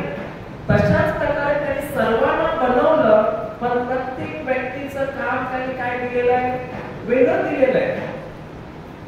मग जेव्हा आम्ही हा विचार करतो की प्रभूने मला बरोबर बनवलं नाही, मी अशीच असते, तेव्हा आम्ही स्वतःला दोष देतो की आम्हाला ज्याने बनवलंय त्याला आम्ही टोकतो.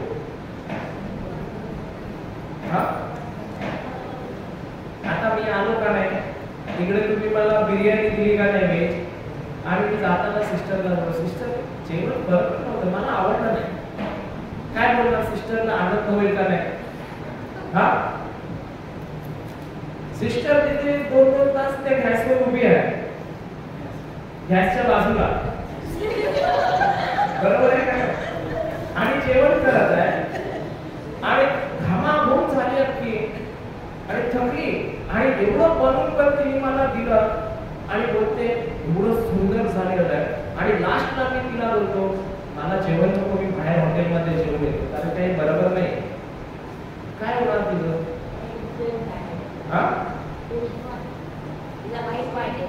तिला वाईट वाटेल, पुढच्या वेळेला माझ्या वाट्याचं जेवणच नाही बनवलं.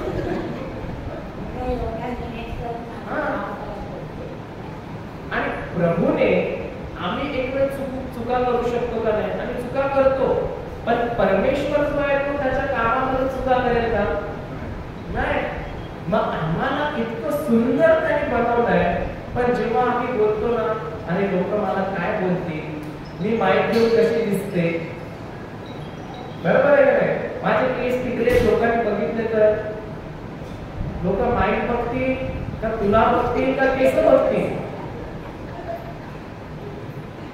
सिंपल आहे, बरोबर ना? पण आम्ही जेव्हा असा पॉइंट करतो, हा चुकीचा विचार जो सैतान आम्हाला देतो, जे खोटं आहे. कारण खरं काय आहे बायबलमध्ये की मला परमेश्वराने स्वतःच्या हाताने घडवलेलं आहे, आणि ते पण चांगल्या कामासाठी.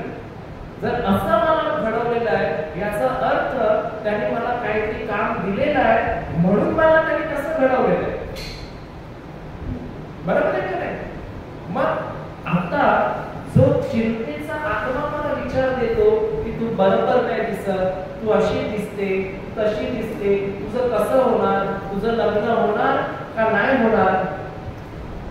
पण प्रभू सांगतो जे सत्य आमच्याकडे आहे की तुम्ही माझ्या हाताची हस्तकलाकृती आहे. मग आतापासून आमचा काय बोलतात उत्पादक निर्माण करता कोण आहे? हा, परमेश्वर. आता माझ्याकडे मोबाईल आहे, बरोबर आहे, सिस्टरकडे पण मोबाईल आहे, त्यांच्याकडे पण आहे, आणि कोणाकडे एकदम बेस्ट कंपनीचा मोबाईल आहे. सर्व मोबाईल काम तर एकच करतात का नाही, पण का त्याची व्हॅल्यू जास्त आहे आणि काय याची व्हॅल्यू जास्त आहे? हा,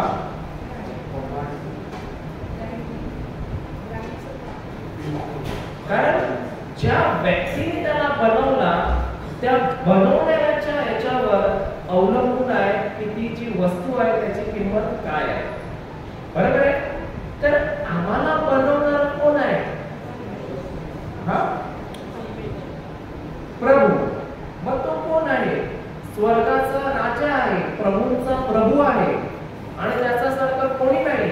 मग आम्हाला जर त्याने बनवलंय तर आमची व्हॅल्यू आमच्या कामाने आहे का आमची व्हॅल्यू ज्याने आम्हाला बनवलंय त्याने आम्हाला दिलेली आहे? हा, ज्याने आम्हाला बनवलंय.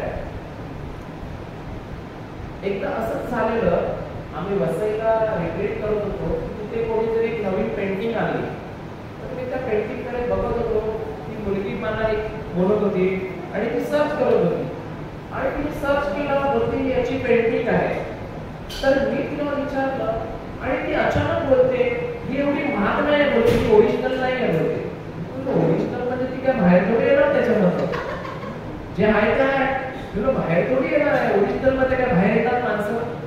नाही. बोलते ज्या व्यक्तीने बनवली आहे ना त्याच्या हाताची पेंटिंग भरपूर महाग आहे. मग मी बोललो ही पेंटिंग आहे पण ही डुप्लिकेट आहे, कारण हिला बनवणारा व्यक्ती तो कोण आहे? दुसरा कोणीतरी आहे. पण जी ओरिजिनल आहे ती तो व्यक्ती आहे ज्याने ती पहिल्यांदा बनवलेली आहे. मग मी बोललो ती पेंटिंग महाग काय आहे? तर ती सांगते का कारण ती त्या व्यक्तीने बनवलेली आहे, आणि ज्याने तिला बनवलं आता ती पेंटिंगची व्हॅल्यू नाही आहे. तर कारण दोन्ही पण समान आहे. तर पेंटिंगला जी व्हॅल्यू भेटते ना ती कशाची भेटते माहिती आहे? ज्या व्यक्तीने तिला बनवलेलं आहे त्या व्यक्तीची व्हॅल्यू कोणाला दिली जाते? पेंटिंगला. तर आमची काय पण व्हॅल्यू असो, लोक आम्हाला काहीही बोलो, पण आम्हाला बनवणारा कोण आहे? येशू. मग माझी व्हॅल्यू मला भेटणार आहे का मला ज्याने युनिक बनवलं आहे त्याची व्हॅल्यू त्याने मला दिलेली आहे? बरोबर आहे. पण सैतान काय सांगतो? खोटं. आम्ही बरोबर दिसत नाही रे बाबा, आमचं नाम बाहेर, हे बाहेर, ते बाहेर, कान मोठा विचार करतो आणि स्वतःला कमी लेखतो. का कमी लेखतो? कारण आमच्या डोक्यात एकच आहे, आम्हाला सत्य माहिती नाही. आणि जे आम्ही कमी लेखतो आणि घाबरतो ना त्याचं कारण एकच आहे की आम्ही चिंता करत जास्त बसतो, आणि तो चिंतेचा आत्मा आम्हाला आमच्या डोक्यात निगेटिव्ह विचार देतो की तू बरोबर नाही आहेस. पण प्रभूने सांगितलंय तुला मी माझ्या स्वतःच्या हाताने घडवलेलं आहे. आणि प्रभू कधी रॉंग म्हणू शकतो का? नाही. काही समजते ना का झोप आली आहे, बिर्याणी जास्त झाली आहे, असं काय नाही ना? पुढचे ठीक आहे, मागचे काय पाहिजे? हालेलुया. जी झोपले ते बोला हालेलुया. आणखी मला तुमच्यावर पूर्ण विश्वास होता आणि तुम्ही समोर समोर बसले. काय प्रॉब्लेम नाही ब्रदर, जे झोपले ते बोला हालेलुया. ठीक आहे, जे जागे आहेत ते बोला हालेलुया. हाय हाय हाय, काय प्रॉब्लेम नाही. तर चिंतेचा आत्मा काय दिला आपण?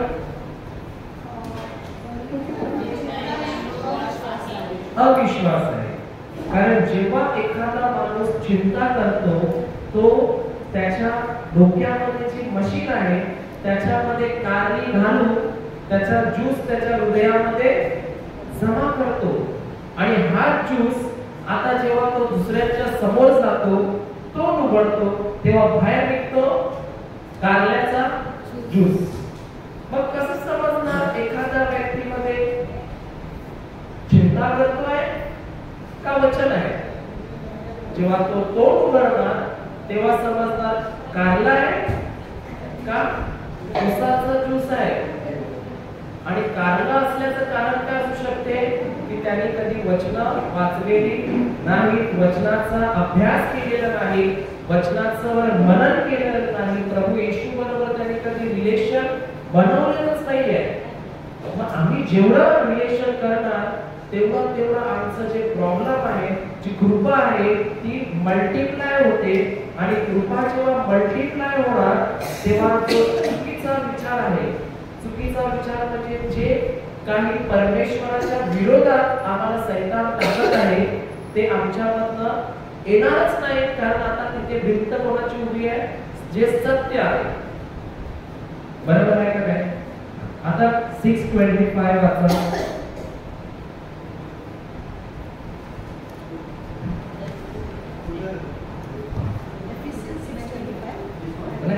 मॅथ्यू 6:25. यास्तव मी तुम्हाला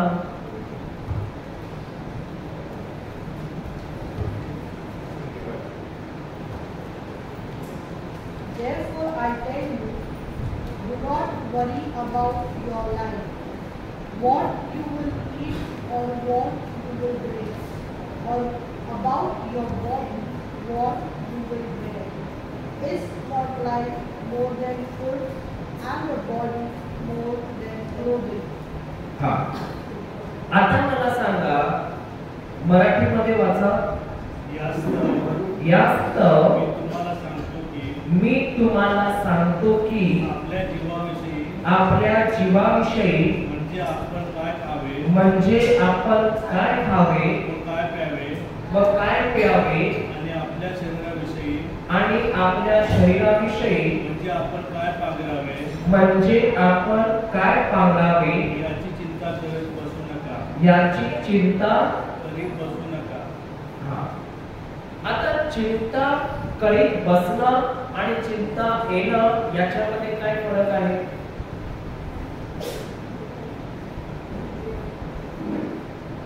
किती लोकांना चिंता येते? परत प्रश्न नाही ना? अंडी नायकांना चिंता येते का?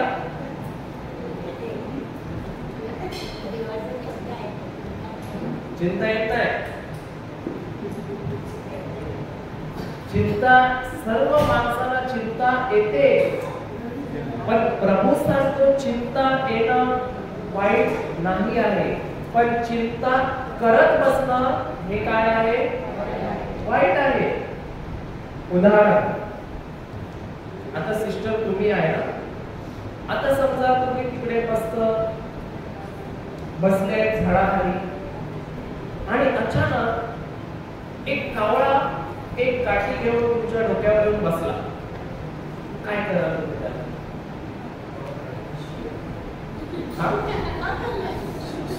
हकलणार का बोलणार बस?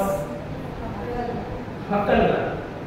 पण समजा तुम्ही बसले, तो कावळा आला आणि त्याला बोलला काही प्रॉब्लेम नाही, ठेव काठी आणि जे करायचंय ते कर.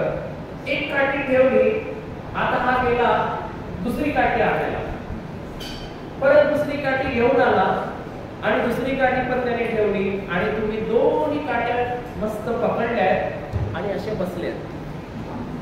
आणि तो अरे किती मस्त माणूस भेटलाय रे, बऱ्याच दिवसांनी केवढं मस्त डोकं भेटलंय, दोन्ही काट्या पकडल्यात, मी आणतो आता दुसरी पण घेऊन येतो. कारण हा माणूस हकलत नाही,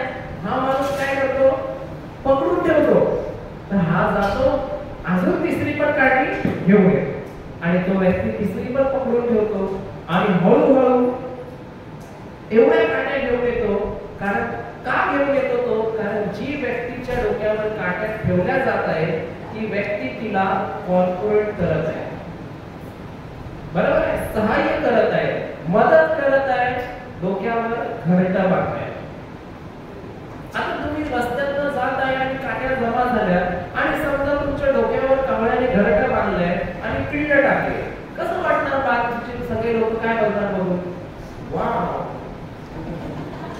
काय बोलणार? फोटो काढणार नाही, अंडी घेऊन ऑमलेट फोटो काढणार.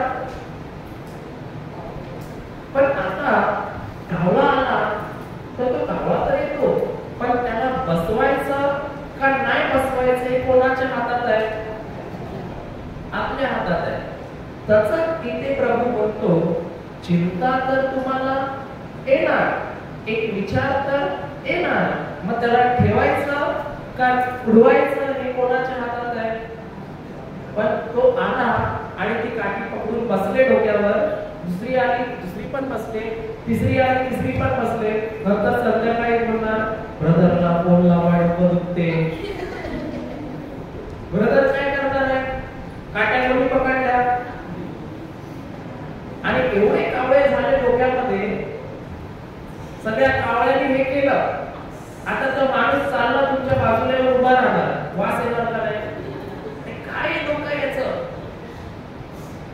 मग कसं समजणार इथे कोणाच्या डोक्यावर घरटा आहे का? बघा, चेक करा, बाजूला बघा.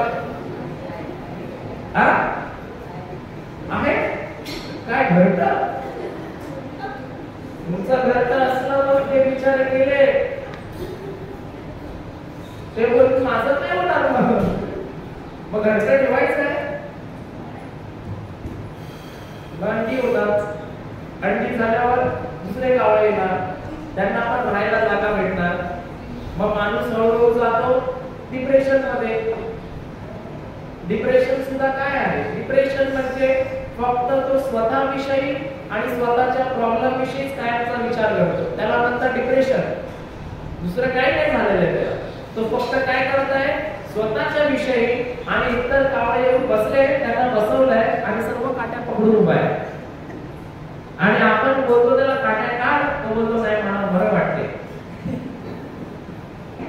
मग आता जो व्यक्ती आमच्या बाजूला, जो व्यक्ती आमच्या काहीतरी पर्सनल लोकच बोलतात मला नाही माहिती, आणि जो व्यक्ती हे करतो ना, त्याच्या बाजूला गेलं, कावळ्याचं घरटं दिसणार का तोंड उघडल्यावर समजतात, अरे हे तो कावळा का धरते शिका बाबा, चला पळा इकडनं. एकतर त्याला वचन द्या, नाहीतर तिकडनं पळा. म्हणून प्रभू इथे सांगतो की ह्याची चिंता करत बसू नका. तो सांगतो चिंता येणार नाही असं नाही, येणार, पण त्याला काट्याने तुम्ही पकडून बसू नका, नाहीतर त्या काट्याने जर घरटा बनवलं तर मग वास येणार, मग डोकेदुखी, डिप्रेशन, हा प्रॉब्लेम, तो प्रॉब्लेम. मग काय करणार? मग ब्रदरला फोन करायचा, ब्रदर तिकडनं पे करून माझ्या घरट्यावर हात ठेवा आणि घरटा तुटू दे. कसं घरटं तुटणार? काट्या तुम्ही पकडून ठेवल्या आहेत, घरटं कसं तुटणार? तुटणार का? नाही तुटणार. मग चिंता करणं हे आमच्या हातात आहे का प्रभूच्या हातात आहे? हा, आमच्या हातात आहे चिंता करणं का प्रभू आम्हाला चिंता देतो करायला? आमच्या हातात आहे. काही लोक मला म्हणतात, बघा ना ब्रदर, जाम डोक्यामध्ये विचार विचार विचार. तर मी विचार करतो की प्रभू ह्याच्याकडे अधिकार आहे का विचार करायला पाहिजे का विचार नाही करायला पाहिजे? एक माणूस आहे, समजा त्याच्या घरामध्ये कॉकरोच आहे, तर तो काय करेल? प्रेम आहे का मला सांगेल, बघा ना ब्रदर, घरामध्ये कॉकरोच असं बोलेल का? पण ते घरात कॉकरोच ठेवणं का त्यांना बाहेर काढणं हे कोणाच्या हातात आहे? आपल्या हातामध्ये आहे. मग आता किती लोकांना घरटं पाहिजे डोक्यावर कावळायचं? हा पाहिजे तर तेव्हा काय प्रॉब्लेम नाही. नेक्स्ट मीटिंगला आल्यावर समजेल घरटं आहे का काय वेगळं बरोबर. आल्यावर पहिला बोलायचं good morning praise the Lord, डोक्यावर बघायचं, स्माइल केली तर समजायचं काय नाही रे बाबा असं. पण असं आला काय ते प्रॉब्लेम आहे बोलायचं. कारण प्रभूने आम्हाला घरटं बांधायला हे दिलंय का वचन ठेवायला हे दिलंय? वचनाचं घरटं बांधायला दिलंय, वचनाचं घरटं. आणि प्रभू इथे सांगतो की ह्याची चिंता करत बसू नका. म्हणजे जो सैतान तुम्हाला निगेटिव्ह थॉट देत आहे त्याच्यावर मनन चिंतन करत बसू नका. नाहीतर आतमध्ये जो ज्यूस जमा होणार आहे तो कशाचा होणार? कार्याचा. समजते का नाही समजते? मग हे वापरायचं का घरी जाऊन परत घरटं बनवायचं? नाहीतर म्हणा अरे हो ब्रदर मी बोलाय की पण हे घरटं एवढ्या वर्षापासून मला मस्त वाटते, कशाला तोडायचं? बाजूवाले पण बोलतात बरं दिसते तुला, नवीन आहे, परत एकदा तुटायला आलंय, तुटायला आलंय, मी थोडा आता कलर मारते, नंतर काही महिन्याने येतील बघायला, तोपर्यंत असू दे, नंतर बघू. पण ते घरटं कोणाला बरबाद करणार आहे? त्या व्यक्तीला करणार का आम्हाला करणार? त्यालाच करणार. कारण हे जे शरीर आमचं आहे ना ते परमेश्वराने चिंता करण्यासाठी बनवलेलं नाही आहे. तर हे शरीर जे आहे ते आम्हाला याच्यामध्ये प्रेम, आनंद, शांती हे सर्व गोष्टी ठेवण्यासाठी त्याने हे शरीर बनवलेलं आहे. पण जेव्हा आम्ही चिंता करतो ना तेव्हा आमच्या शरीरातले लिव्हर, किडनी, हार्ट ते बोलतात तरी कोणाकडे आलाय? हा माणूस तर हसतच नाही, मी कोणामध्ये आलाय? हा हसतच नाही. आणि जो चिंता करतो त्याचं ब्रेन जे आहे ते पूर्ण शरीरामध्ये पॉइझन रिलीज करीत आहे, पूर्ण जहर रिलीज करत आहे, विष रिलीज करत आहे. मग विष जर शरीरामध्ये जात आहे तर त्याच्यामध्ये आजार असणार का आरोग्य असणार? आजार. मग आमच्या जीवनामध्ये आम्हाला काय करायचंय? विष का प्रेम? आनंद. प्रेम आणि आनंद आहे तिकडे हाडं पण काय बोलणार? अरे कितना मजा आ रहा है, हम लोग सब लोग नाचते, चलो. लिव्हर पण नाचणार, हार्ट पण नाचणार, किडनी पण नाचणार आणि हसणार ते लोक आतमध्ये. मस्त माणूस आहे, मस्त माणूस आहे, बोला मस्त घर भेटतंय. पण त्याच्यावर कावळ्याचं घरटंय ते लोक काय बोलणार? कोणाच्या शरीरामध्ये ठेवलाय मला? हा माणूस तर हसत पण नाही, नुसतं कारल्याचा रस पाजतोय आम्हाला नांगावर. मग बाजूवाल्याला बघा घरटा आहे का चेक करा, दिसते का? विचारा घरटा आहे का कावळा? काय बोलतात, आहे का नाही? नाही ना? घरी जाऊन माहित पडेल, घरी माणसं असतील चेक करायचं नक्की काय आहे. आणि ती आहे का नाही? हा काय नाही ना? आणि ठेवायचं पण नाही, बनवायचंय का? नाहीतर विचार करणार माझ्या पोरीचं कसं होणार, माझ्या मुलीचं काय होणार. मुलीचं काय होणार नाही, टेन्शन घ्यायचं नाही. जे काय सगळं झालेलं चांगलं झालेलं. पण इथे जसं बोलताय घरी गेल्यावर पण तसंच बोलायचं. Praise the Lord. सिस्टर तुमचं तर घरचं मित्र नाही ना? Praise the Lord. काय प्रॉब्लेम नाही. आता प्रभूने आम्हाला जेवढे पण कमांडमेंट दिले ते जर आम्ही पाळत नाही, पूर्ण करत नाही, जसं त्यांनी सांगितलं न्यू कमांडमेंट की तुम्ही एक दुसऱ्यावर प्रेम करा, पण आम्ही ते करत नाही, याचा अर्थ ते काय करतो? आम्ही पाप करतो का नाही? सीन करतो ना आम्ही. जर आम्ही ते करत नाही तर आम्ही काय करतो? सीन करतो, आज्ञा मोडतो.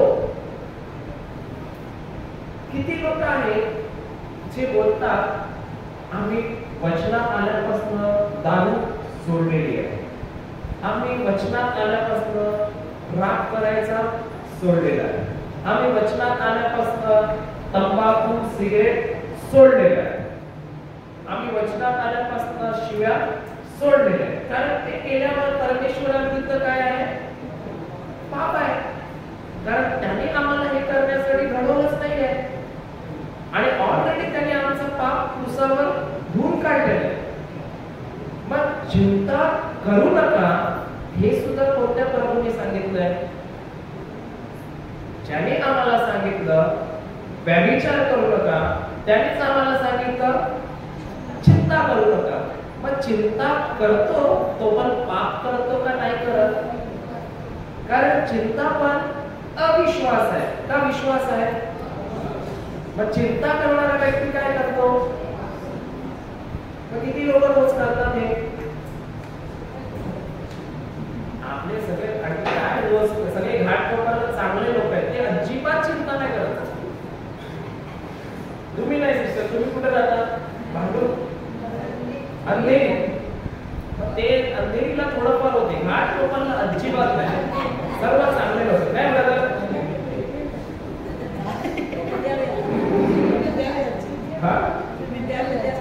तुम्ही पण विद्यालयाचे, विद्यालयाला अजून थोडं असेल. तुम्ही शिष्टा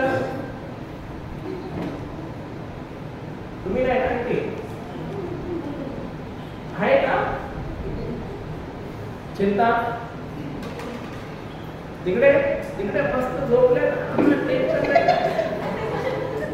ते बोलता ब्रदरच बोले, तुम्हीच बोले चिंता करू नका मी झोपली. तुम्हीच बोले चिंता नका करू, मला काय टेन्शन नाही, आता मी झोपते आरामात.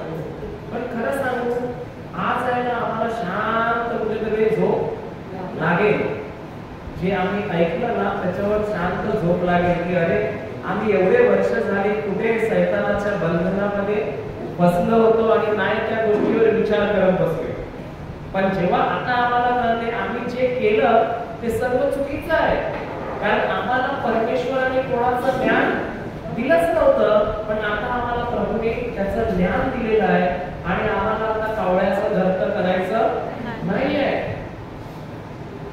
आम्हाला परमेश्वराने जे आम्हाला चांगलं दिलंय ते घ्यायचं आणि त्याच्यावर आम्हाला काय करायचं? मनचिंतन करायचं. बरोबर का नाही? आता हे जे शिकले ते तर काही दिवसांनी युट्यूबवर येणार, पण हे आता एकदा ऐकलं मग परत ऐकण्याची गरज आहे का आपल्याला? नाही आहे. आणि तिथं मग जास्त ज्याला विचार येतात त्यांनी रोज ऐका, क्षणाला ऐका, कारण जसं ते ऐकत आहे तसं त्याचं माइंड जे आहे ते रिन्यू होत आहे. तुम्हाला काही चिंता आहे का? आहे नाही आहे. कारण जसं प्रभूने आम्हाला सांगितलं हे नका करू ते नका करू, आणि जेव्हा आम्ही करतो तेव्हा पाप करतो, देवाच्या आज्ञेच्या विरोधात जातो. तसंच त्याने आम्हाला हे सुद्धा सांगितलं का चिंता करत बसू नका.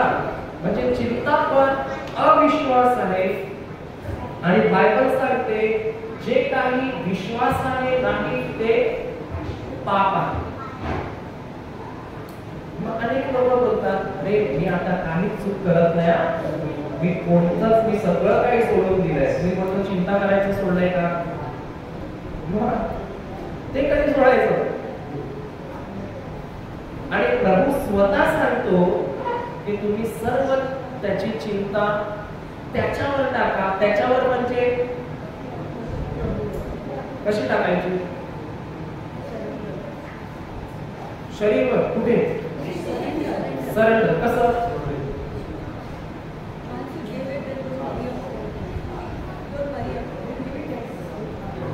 पण कसं?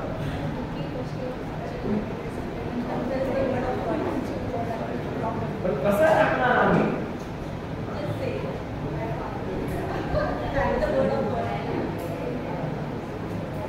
ऐका, चिंता म्हणजे वाईट विचार आहे. बरोबर? जर मला त्याला टाकायचं येशूवर, तर येशू कोण आहे? देवाचं वचन. तर आता मी जेव्हा त्याच्यावर टाकते बोलते ना, याचा अर्थ काय माहितीये? आता मी चिंता करायचं सोडून देते आणि मी तो जो देवाचं वचन आहे तो माझ्या डोक्यात टाकून गोल गोल फिरवते. मग आता मी जे तो वाईट विचार आहे तो कोणाला दिला? माझ्याकडे जे वचन आहे त्याला दिला, आणि त्या वाईट विचार जो दुष्ट आत्मा आहे आणि जो प्रभूचं वचन आहे तो कोण आहे? स्वतः येशू आहे. आता ते दोघं आपसमध्ये फाईट करतात आणि आम्ही डान्स करतो. त्याला म्हणतात चिंता टाकून दे. नाहीतर वाईट पण मी बोलतो येशूच्या नावाने चिंता जा आणि गेली, आणि परत थोड्या वेळाने काय करायचं? कारण वचन नाही आहे त्याच्यावर टाका. म्हणजे वचनावर तुम्ही तुमचा भरोसा ठेवा, तेव्हा तुम्हाला काय पुढे काय वचन आहे वाचा मराठी. 1 पीटर 5:7.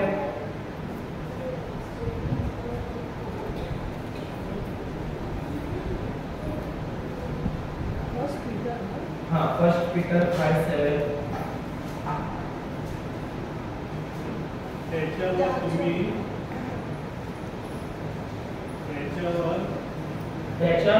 तुम्ही आपली सर्व चिंता टाका. आपली सर्व चिंता टाका. टाका. का टाका? कारण तो तुमची काळजी घेतो. कारण तो तुमची काळजी घेतो. बरोबर आहे. आता कोण माझी काळजी घेतो? येशू. आता येशू माझी काळजी घेतो. येशू स्वतः कोण आहे?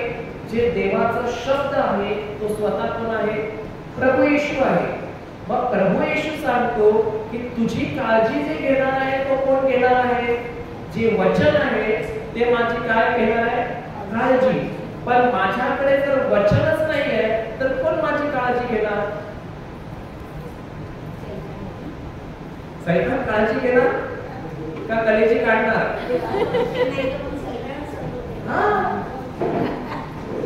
आणि महत्वाचं म्हणजे आम्ही जेव्हा म्हणतो येशूवर आम्ही चिंता टाकतो, त्याच्यानंतर आम्ही परमेश्वर ते वचन आहे जे आमची काळजी घेणार त्याच्यावर मनन करत आहे का आम्ही जे आमची चिंता आहे त्याच्यावरच मनन करत आहे?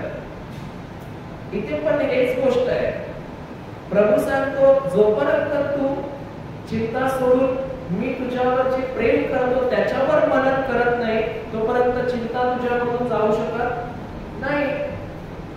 मग आम्हाला वचन असणं आणि महत्वाचं परमेश्वराने जे जे गोष्ट चांगली केली आहे ती एका पेजवर लिहून रोज समोर ठेवून त्याला धन्यवाद दिला पाहिजे. मग वाईट गोष्ट कधी पण आली, चिंता आली, पेज काढा, धन्यवाद आणि झोपून जा. सोपं आहे का कठीण आहे? सोपं आहे. हालेलुया. तर काय शिकलो का नाही शिकलो? हा शिकलो ना. या बघा प्रेयर करायला.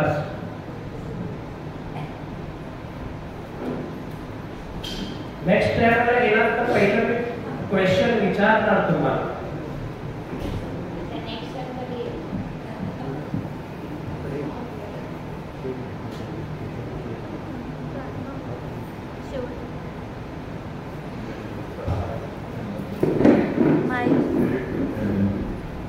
Heavenly Father, Lord, we thank you from the bottom of our hearts for giving us this opportunity to come into your presence, to listen to your word and remove every kind of darkness, fear, worry from our lives. We thank you for sending your messengers, Brother Ganesh and his team, from so far, and to teach us and to enlighten us through your word. We are so grateful to you, Father God, for sending such wonderful your messengers, for sending such a wonderful teachings to enlighten us, to strengthen us, and to make us light to the world. And you said every word of you is light to our feet, lamp to our feet, light to our path. We thank you and glorify your name. Heavenly Father God, we give you all the thanks to your beloved Son, Lord Jesus Christ. Amen, amen, amen.